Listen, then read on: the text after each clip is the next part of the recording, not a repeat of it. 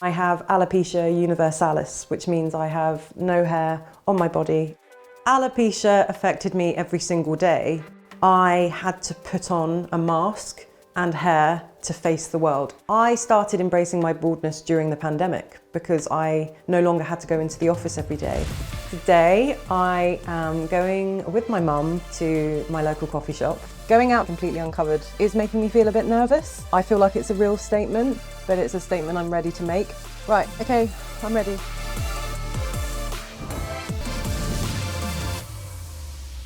How I wake up in the morning, people will assume I'm not well. And that's really difficult because I'm happy, I'm healthy, I just happen to be bald. I have Alopecia Universalis, which means I have no hair on my body, and it's been that way since I was 12 years old. I was at the hairdresser's and she spotted it as she was parting my hair, and she beckoned my mum over because I was 12, so I was at the hairdresser's with my mum. And I just remember looking at them in the mirror and seeing the concern in my mum's face and the hairdresser pretending everything was okay.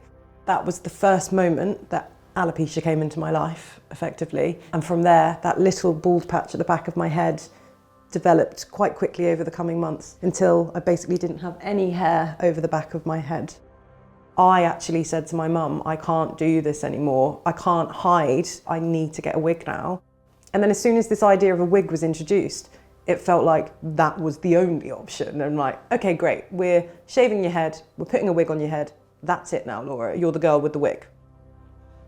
I will always remember one of my best female friends telling me that the boy that I had the biggest crush on referred to me as Laura, the one with the wig, because there were two Lauras in our year group. Alopecia affected me every single day in my pre-pandemic life, in the sense that I had to put on a mask and hair to face the world every single day. For me, from the point of waking up, showering, moisturising, letting that soak in before I can do brow tattoos or lashes, I'd say I need to always leave at least an hour to present myself to the world. And it's extra difficult. Alopecia is an autoimmune condition. I have alopecia, eczema and asthma. I've got the full tripod of autoimmune conditions.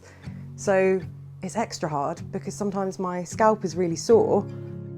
So I'm putting makeup and wigs on top of really sore skin just to make everyone else feel comfortable. But actually I'm in agony, which is just ridiculous.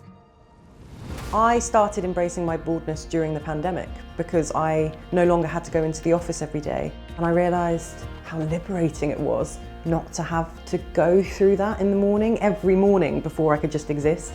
I first started using social media during the pandemic as well. I started following these accounts with beautiful bald women and seeing how they were embracing their baldness. And I just remember thinking, I could never do that. I could never be that person. And it was only through following and building friendships with these people from all over the world that I've got alopecia, and realising that I wasn't alone in this condition and it was normal to them and my experience was normal. It really changed everything for me. Hello. Hello, hello, hello. How are you doing? I'm all right. Do you want a cuppa? Thank you. Today I am going with my mum to my local coffee shop where I've been a few times. I've worn my bandana there once, but I tend to wear wigs because it's a very busy place and there's lots of local people that I feel like might see me around town. But I want to go bald today. I feel excited and terrified because it's a very small town, people know me, people might recognise me. I'm so ready to take this next step in my confidence journey. That's my cutest stage. Yes. Mum's been amazing in terms of my hair loss journey, both practically and emotionally. Practically because you've been the person that's had to buy my wigs. You had to fund my alopecia. And emotionally, it was difficult because I don't think you knew what to do. I don't think we felt in control of the situation.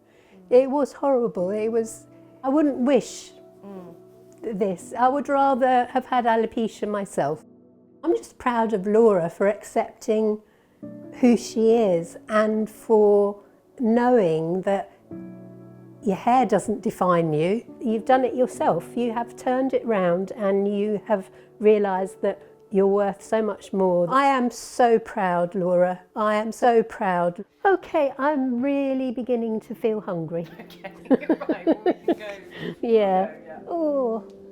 Going out today completely uncovered is making me feel a bit nervous. I feel like it's a real statement, but it's a statement I'm ready to make. Right, okay, I'm ready. Good. After you. So I actually feel really good now I'm here. I wasn't sure how I was going to feel because I've come here before in my bandana, I come in my wig. I really love it here. And I have noticed a couple of people looking.